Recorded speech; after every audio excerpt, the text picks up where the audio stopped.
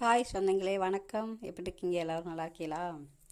இன்றைக்கி வந்துட்டு பாப்பா ஸ்கூல் விட்டு வரும்போது நான் டெய்லி ஏதாச்சும் சாப்பிடுறது செஞ்சு வைப்பேன், ஸ்நாக்ஸு. இன்றைக்கி வந்து நம்ம வீட்டில் வந்து வாழைப்பழம் நிறையா இருக்குது. இதை வச்சு கொஞ்சம் கோதுமை மாவு, கொஞ்சம் சர்க்கரை போட்டு நான் பணியாரம் சுடலான் இருக்கேன். வாங்க எப்படி செய்யலான்னு பார்க்கலாம். பாருங்கள், வாழைப்பழம் உரித்து கட் பண்ணி வச்சுருக்கேன். கொஞ்சம் கோதுமை மாவு, சீனி எடுத்து வச்சுருக்கேன். இப்போ நான் அரைச்சிட்டு வரேன். பாருங்க, வாழைப்பழத்தை அரைச்சாச்சு. வாழைப்பழம் சீனி ஒன்றா போட்டு அரைச்சிட்டேன். என்ன பண்ணுறது, பிள்ளைங்க ஸ்கூல் விட்டு வரும்போது ஏதாவது சாப்பிட இருக்குதான்னு பசியோடு வருவாங்களா எல்லா பிள்ளைகளும்.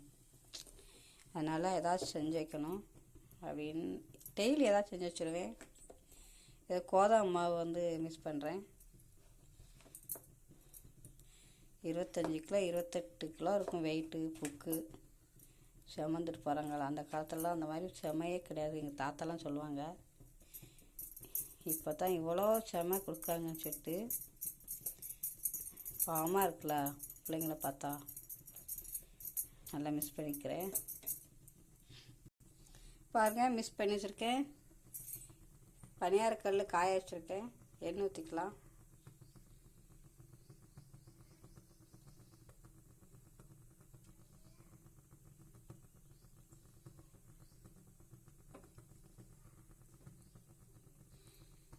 எண்ணெய் ஊற்றிட்டேன், காயட்டும்.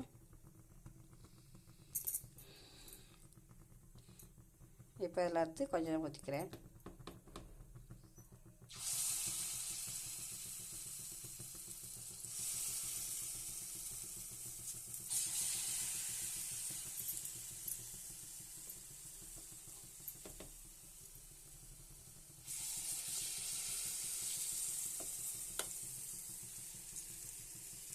கிளச்சி போட்டுக்கிறேன். பாருங்க, செம்மையாக வந்துடுச்சு. இந்த மாதிரி வாழைப்பழம்லாம் இருந்தால் கனிங்க ஆயிடுச்சுன்ட்டு தூரெல்லாம் வேஸ்ட் பண்ணாதீங்க. இந்த மாதிரி எதாவது செஞ்சு கொடுங்க, பிள்ளைங்களுக்கு நல்லா விரும்பி சாப்பிடுவாங்க. பாருங்கள், வாழைப்பழம் பணியாரம் ரெடி ஆயிடுச்சு. பாருங்கள், செம்மையாக இருக்குது. இந்த மாதிரி பழம் கனிவாக இருந்தால் கூட நீங்கள் வேஸ்ட் பண்ணிடாதீங்க. இந்த மாதிரி பிள்ளைகளுக்கு செஞ்சு கொடுங்க, விரும்பி சாப்பிடுவாங்க. பாருங்கள், செம்மையாக இருக்குது பணியாரம். இந்த மாதிரி செஞ்சு சாப்பிட்டு எப்படி இருக்குன்னு எனக்கு கமெண்ட் பாக்ஸில் சொல்லுங்கள். லைக் பண்ணுங்கள், ஷேர் பண்ணுங்கள், கமெண்ட் பண்ணுங்கள், சப்ஸ்கிரைப் பண்ணி விடுங்க.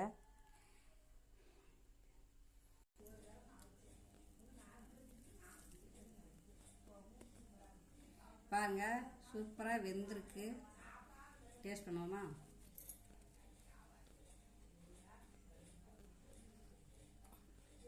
சூப்பராக இருக்குது.